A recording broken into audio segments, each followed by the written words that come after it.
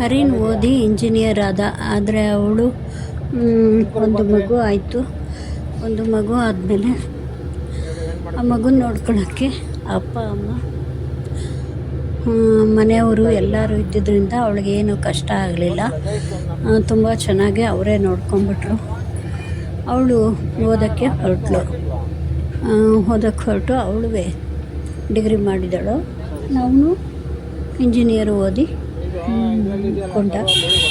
ಇದರಿಂದ ಅವರು ಓದಿಗೇನು ಕಷ್ಟ ಆಗಲಿಲ್ಲ. ಅವ್ರ ಮದುವೆ ಆಗಿತ್ತು. 4 ದಿನ ಅಕ್ಕಪಕ್ಕ ಮಾತನಾಡಿಕೊಂಡರು. ಆಮೇಲೆ ಅವರೇ ಸುಮ್ಮನಾದರು. ಮನೆಯಲ್ಲಿ ಎಲ್ಲರಿಗೂ ಖುಷಿಯಿಂದ ತುಂಬಿತ್ತು. ಮಗು ಜೊತೆ ಆಟ ಆಡ್ಕೊಂಡು ಎಲ್ಲ ಇದ್ದರು.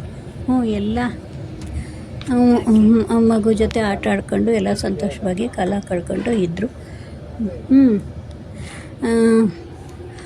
ಈಗ ಎಲ್ಲ ನಿಂತ್ಕೊಳ್ಳಿ, ಫೋಟೋ ತೆಗೆಯೋಣ.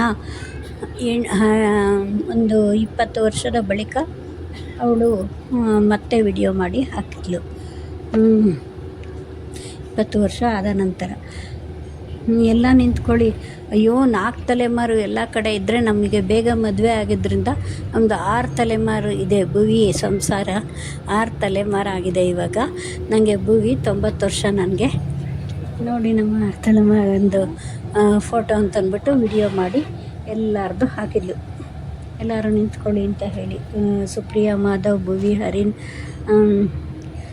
ಸವಿ, ಚರಣ್ ಎಲ್ಲ ಭುವಿ ಸಂಸಾರ 6 ತಲೆಮಾರಾಗಿತ್ತು. ಅವಳಿಗೆ 90 ವರ್ಷ ಈಗ ಆಯಿತು. ಭುವಿ ಹರಿಗೆ ಎಲ್ಲರೂ ಫೋಟೋ ತೆಗೆಸ್ಕೊಂಡು ಹಾಕಿದಾಗ ಫೋಟೋ ವೈರಲ್ ಆಯಿತು. ಈ ವಿಡಿಯೋ ವೈರಲ್ ಆಗಿದೆ, ಎಲ್ಲ ನೋಡಿ ಅಂತ ಎಲ್ಲರೂ ಮೊಬೈಲ್ ಹಿಡಿದುಕೊಂಡು ಬಂದರು. ಕತೆ ಬರೆದಿದ್ದೀಯಲ್ಲ, ಸ್ಕೂಲ್ಗೆ ಹೋಗೋ ಮಕ್ಕಳು ಹೋಗಬೇಕೋ ಬೇಡವೋ, ಇಂಥ ಕತೆ ಎಲ್ಲ ಬರೆದ್ರೆ ಅವು ಅದೇ ಕಲ್ತ್ಕೊಂಡು ಇದಾಗಲ್ವಾ ಅಂತ. ಕತೆಗಾಗಿ ತಗೊಳ್ಕೊಳ್ಳಿ. ಎಂತೆಂಥದ್ದೋ ಕತೆ ನೋಡುತ್ತವೆ, ಏನೇನೋ ಹಾಳು ಮುಳು ನೋಡುತ್ತವೆ. ಇಂಥವು ನೋಡಿದ್ರೆ ಏನಾಗುತ್ತೆ? ಅವು ನೋಡೋದೇ ಬೇಡ, ನೋಡ್ದಂಗೆ ಮಾಡಿರಿ ನೀವು. ಆದರೆ ಅನ್ಬೇಡ್ರಿ, ಕಾಮೆಂಟ್ ಮಾಡಿದ್ರು. ಹಾಗೆ ಭುವಿ ಹರಿನ್ ಕತೆ ವಿಡಿಯೋಕ್ಕಾಗಿ ಬರೆದ್ರಾ? ಹೌದು, ನಾವು ಕತೆ ವಿಡಿಯೋಕ್ಕಾಗೆ ಬರೆದಿದ್ದು, ಇದೇನು ರಿಯಲ್ ಕತೆ ಅಲ್ಲ, ಹಾಗೆ ಹೀಗೆ ಅಂತ ಎಲ್ಲ ಹೇಳಿಲ್ಲ. ರಿಯಲ್ ಕತೆ ಅಲ್ಲ ಇದು, ಕತೆ ಅಷ್ಟೇ. ಕತೆಗೋಸ್ಕರ ಬರೆದೆ. ಮತ್ತು ನಿನಗೆ 90 ವರ್ಷ ಅಂತ ಬರೆದಿದ್ಯಾ? ನಿಮ್ಮ ಅಜ್ಜಿ ಬರೆದಿದ್ದ? ಅಲ್ಲ, ನಮ್ಮ ಅಜ್ಜಿ ಅಲ್ಲ, ನಾನೇ ಇವಾಗ ಹುಡುಗಿ. ನಾನೇ ಬರೆದಿದ್ದು. ನನಗೆ ಇವಾಗ ಇನ್ನೂ ಸೆಕೆಂಡ್ ಇಯರ್ PUC ಓದ್ತಾ ಇದ್ದೀನಿ. ನಾನು ಕತೆ ಬರೆದಿದ್ದೀನಿ ಅಷ್ಟೇ.